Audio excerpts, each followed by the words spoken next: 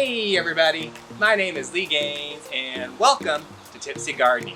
Today on Tipsy we are going to be going over 7 great plants for your Florida front porch or entryway, as well as a fabulous Florida style cocktail. So the first 2 plants we're going to talk about today are Phlox and Purslane, aka Portulaca.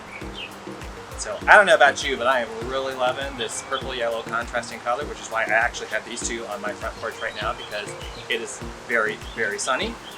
The Phlox is a new plant for me. I actually saw it in someone else's cart at my local nursery, and I kind of stalked that person around to get a better look at it until I could figure out, get a good look and find one for myself, because I didn't just want to walk up, you know, because these days, COVID, now people kind of freak out when you get too close. Anyway, it is a perennial. You take care of it, it shouldn't die back, so you'll have it next year too. Speaking of years and annuals, Purslane, a great plant for so many reasons. One, it really loves the Florida heat. Loves it. Comes in a wide variety of colors. You've got varieties of pinks, variegations, yellows, oranges, whites. Fun thing I like to do with them is I have several colors in my garden. So when I'm having guests, I make special ice cubes by pinching off the blooms, because Purslane is edible, and I just drop them into all the ice cube trays, fill it up with water, freeze them up, drop it in people's glasses. Just adds a little fun to the occasion. So that's another use in addition to dressing up your front entry. So on to the next. Next up, we have Vinca, or as my mother always called them, periwinkle. Yes, they do come in a blue color, and begonia. So the main distinction with these 2 plants is they do not like the same solar circumstances. The begonia is going to want more shade, partial shade to partial sun. If it gets dappled light, it should be good, but full sun, like more than 2 hours, 4 hours in a day, like morning sun would be the most. Anything more than that and it is going to burn, and you're going to be very sad, and I will be very sad for you. Next up we have, say, the Vinca. This one I tried in the full sun in a container, because in the nursery they say full sun, and I can just tell you, not so much. 6 hours tops if it's in a container. Now if it's in the ground, it probably will do better. I mean, we did have the periwinkles growing like weeds in my yard as a kid growing up, and as I mentioned, my mother referred to them as weeds because I was always pulling them up or cutting them back, and they just keep coming. But when you put it in a container, it is not going to do as well in the full sun, because it's going to dry out. And like I say, this one was looking pretty terrible until I moved it to a spot where it was getting morning sun, like 4 hours, and it's been doing really well since that move. So just bear that in mind to your front entryway situation in regards to light. If you're getting hard sun throughout the day, Vinca might not be a good choice. Or let alone begonia, but you might want to go back to the Purslane and go that route. So now let's go to a shadier option. So moving on to plant number 5, we have Philodendron. Yes, I totally planned that. It is a shade plant. You really can't get more subtropical looking than having a philodendron by your front door. So that's kind of why I love this for a Florida entryway. So if shade is your solar situation, philodendron is an excellent choice. Don't overwater. That's super important. So you're going to want to check that soil before you actually start watering it. Obviously, as it's in the shade, it's not going to dry out as fast, so you should probably be watering it tops once a week, unless you get a really windy time of the year, which we sometimes get here in Florida, and then you got to water things a little bit more.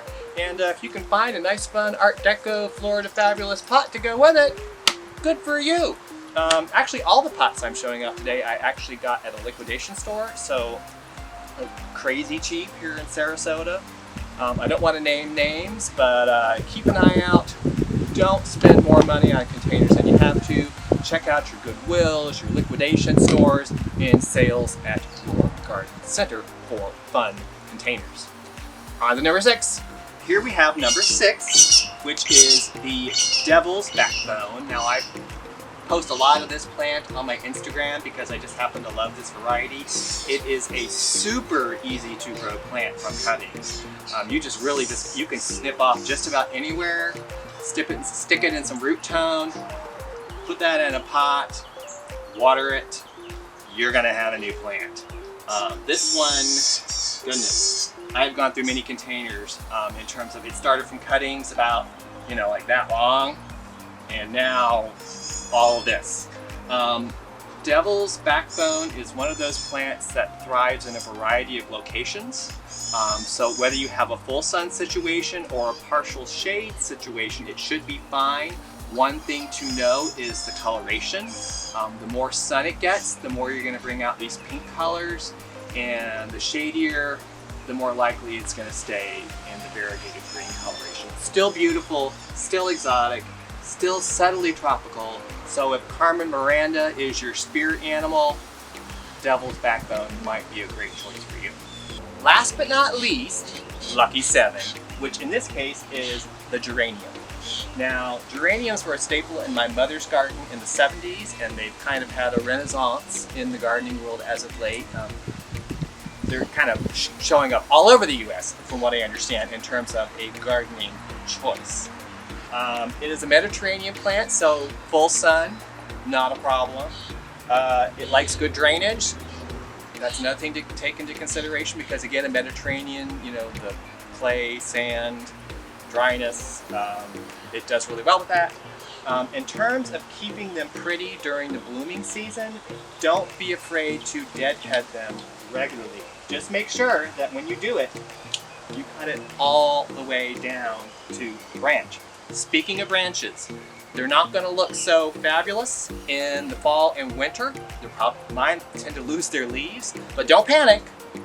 Just leave them alone. Don't water them so much. Don't fertilize them.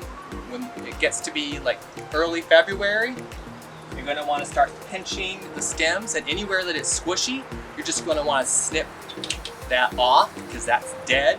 It's doing nothing for you. So just cut it back, pinch till it feels firm, cut it off there, then start adding fertilizer and water, and you should have beautiful blooms for the spring and the summer. So there we have number 7, which means it's cocktail time.